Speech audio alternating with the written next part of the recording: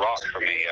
He's helped me through many problems I've tried to work through my head. He's gave me great advice. It's a space many don't get to see or want to see. A moment and experience that freezes time. But inside of an execution room is where one Little Rock man spends some of his time as a spiritual advisor, helping those on death row find some kind of peace. And tonight, he's sharing his journey and what it means to those who appreciate what he offers.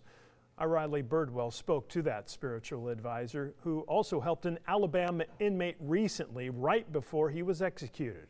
Riley joins us live in studio this evening. And Riley, this is certainly a topic that many people don't truly stop and think about. Yeah, you're right, Kevin. And there are people on both sides of the fence when it comes to death row. We are taking you into the reality and the experiences of spiritual leader Jeff Hood.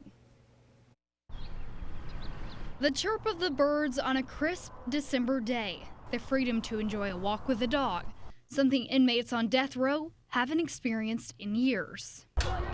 Jeff Hood builds relationships with these inmates and is with them in the execution chamber when they are put to death. I think love is the only thing that can push through the horrors of these moments of execution, which is why I keep trying to love. Most recently in November, he was with Casey McWhorter. There's no dollar sign, you could attach to that would, cover, what that means to me personally.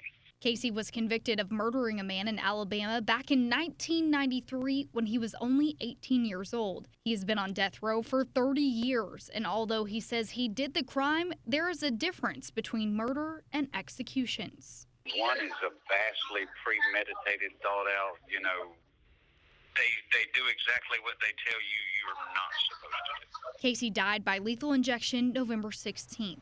Now, as Jeff comes back home to his family. It's a question of how do you teach people not to kill by killing. Although a poll conducted by the University of Arkansas shows many Arkansans strongly believe in the death penalty, according to the university's annual Arkansas poll, 72% say they support the death penalty as punishment for people convicted of murder. But Jeff says he will stand firm, even if he's alone. The whole world might hate you.